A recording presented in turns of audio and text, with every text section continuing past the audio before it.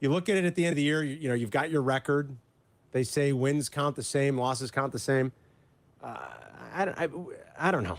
We were so juiced up for the opener. They get their you-know-what kicked in their own building as a favorite. Okay. Now we get to the end of the season. We got good vibes all week. Like, hey, they're playing better. They could send the Packers home. A second straight year, a division opponent can go into Lambeau with nothing to play for other than ending the Packers' postseason hopes, and they could do it. Lions accomplished that last year. Bears failed. And so you had said last week, you almost feel like it'd be 2 wins if they could beat them and win this game. Does it mean it feels like 2 losses? I don't know. I just hate the feeling. I'm sick of it. I'm sick of and at Halloween, listen, I'll be honest. I was like, oof, man, the Packers, yikes. Jordan Love, yikes. He finished second in the league in touchdown passes. He threw for over 4,000 yards. He threw for 561 in 2 games against the Bears. 561. It's a lot of yards, Carmen. With 5 touchdowns. Like, I'm sick of watching this. I don't know. I don't know if I'm going to spend the whole offseason kind of lamenting what was the 2023 campaign for the Bears. The 2 Packer losses will bother me, and 3 losses with double-digit leads will bother me. Them are the ones that are going to haunt you going into next year, wondering whether this team can be or can't be good. I told you that the 4 bad teams, 4 good teams, and the rest is in the muck. Well, we are in the middle of the muck. We went from being a bad team to a team now that is in the middle of the muck, to being a very average team. If somebody said to me, Jurko, you guys were the 17th team in the NFL or the 16th team, your power rankings from where they were earlier in the year, 28th, you made improvement. Or even the 20th, I guess. You made improvement to be mediocre. Yes. That's where you find yourself right now. You're wonderfully mediocre. Okay, guess what you got to do now? Make the next step from going wonderfully mediocre to somewhat closer to being one of the top teams in the mediocre department, which would put you at 10-7. That's where it would put you. Being top of mediocrity is like 10-7, which would be a playoff team. Because you probably. look 13-3, you got some 12-5s that are out there, and then you've got some 11-6s. Yeah, right? You got a bunch. So if you get to 10-7, you're getting to the top of being mediocre. You got 2 teams in the playoffs that are 10-7, right? Yeah, 2 or 3, 2 teams, and then the 9-8 Bucks. Yeah.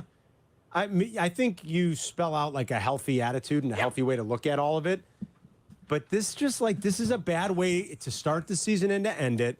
I don't like the fact that Jordan Love just put together the kind of season he put together. Not that it should matter. We should just worry about you're worried about situation. the Bears. You're worried about the Bears. I know. Yeah, you can't compare it as compared to he looked great yesterday. Well, we spent a lot of time wasting our breath on the Patrick Mahomes thing here in the city of Chicago.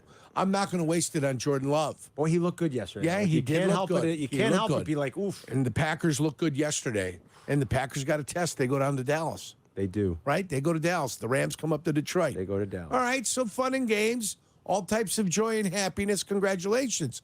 After today, I worry about next year and how you're going to get to where you need to be next year and what are you going to do? Is it going to include Fields? No, yes, no, maybe. Are you going to draft a quarterback? Are you going to draft him one or are you going to move down? You're going to identify a quarterback that you like out of the group that you think is going to be the best one. Will you have to use the first pick to do it? Probably not. Will you have to move down? Yeah, you can move down. Then you try to maximize your draft equity. I want another first rounder next year. I'll be honest with you. I want to go into every draft with the possibility of having 2 first-round picks every single year. Not the way Ryan Pace did it. I like the way Ryan Poles is doing it. Just make sure you identify the right quarterback. Draft equity. Right. I got you. I got you. Identify the right quarterback. And then try to get yourself a second-round pick. Yeah. Where you can acquire another receiver. You can acquire a left tackle. This team needs a left tackle. I didn't think they did. I thought Braxton Jones was going to be able to fight. No. You know, his grade he doesn't wasn't... have an ass. I need an ass. I know. You tell me his grade wasn't terrible. Bad. You saw yesterday, right? I know. Yesterday wasn't good for that whole line, Yeah, and Tevin Jenkins, why is it we can talk about Tevin Jenkins playing poorly, but we can't talk about Braxton Jones playing poorly? Fair. You're right. Okay? Everybody wants to say Darnell Wright. Okay, fine. Darnell Wright, maybe not ideal right now, but if he's playing with one shoulder over the course of the full season, at least you give him credit for going ahead and sticking it out and playing the rest of the season. He probably played the last 2 months with one shoulder. Yeah, do I Larry Borum out there? No. Okay, neither do I. No, I do So, not. I mean, you just got to be honest in your evaluations as you move forward. Yeah. And All right. if the Bears are, well, we're going to see some movement. We're going to see some different things. You might see Luke Getzky fired. Getzky. Thank you, Tony. You might. Yeah. It's just, and I know. And if you. And they might look at Braxton Jones for the money playing left tackle with a grade that's good in PFF, and they might say, you know what?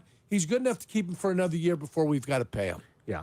And I get it. There were improvements made this year in different areas of this team. There look like a cut. It appears that there's some foundational building blocks, which is good. That's what you're striving for. A couple of games, go different, and the record's even better. But I don't know. It's year after year of this. It gets frustrating. This is sometimes just the pure, erratic fan in me, I guess, that gets. It's just hard to watch another loss against the Packers like that, especially when we were all hyped up. Like, yeah, they can go in and win this game. Yeah. It's just a crummy way to start and end the year. And then here we go. Since Lovey was fired following the 2012 season, Jurko.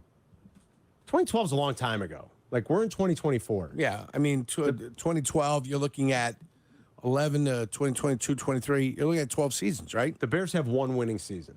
Yeah. Since Lovey was fired. One. I know the one.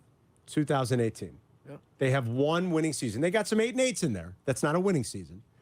The Chicago Bears, in a decade plus of football, have one winning season, folks. They're 71 and 107 since the start of 2013. That is the 6th worst winning percentage in the NFL. 71 and 107. And I'm just sick of it. Were there enough signs that tell us, hey, next year they get to where Jurko's talking about, that 10-win mark? Well, I mean, you're making improvements. Maybe. You're identifying weaknesses as you move forward. Listen, Eddie Jackson. You got to say c'est la vie, right? Yeah, I mean, you got to say goodbye to. now, you have to find a way to replace some of the ball hawking capabilities that Eddie still possesses a little. Eddie simply refuses to play physical anymore. He doesn't want. He can't. He can't. He hurt the shoulder. He doesn't want to do it anymore. He refuses to even He will try to not play put physical. the head in there. He will not put the shoulder in there. And I get it. You're talking about your Right. free rangey guy anyway. You want a ball hawk, you don't need him to be physical. But at some point, you need your safeties to be Right. physical. But Even your free safety. He may be of some value to a team that's closer to getting somewhere. Maybe. And that'd be fine. That's fine. Go someplace. You may not get the 12, 13, 14 million, whatever he's making. You may not get that, but you'll be very comfortable, and you'll be a guy that's around guys that are better than you. They're just filling a need for a little while. That's what you're going to be doing. And that's not a bad place to be as a veteran player.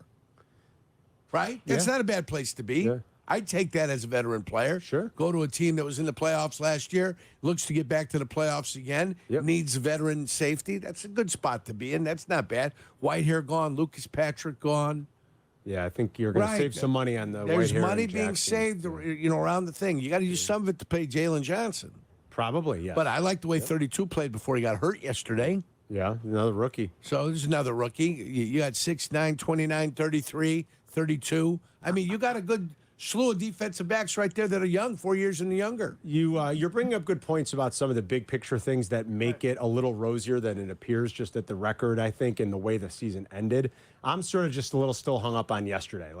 No, I understand. that and was you bad. should But be. And your big picture stuff is the right on. lessons of the bitter taste that yesterday left, hopefully will be heated up north in Hallis Hall, and they figure out exactly what needs to stay and what needs to go.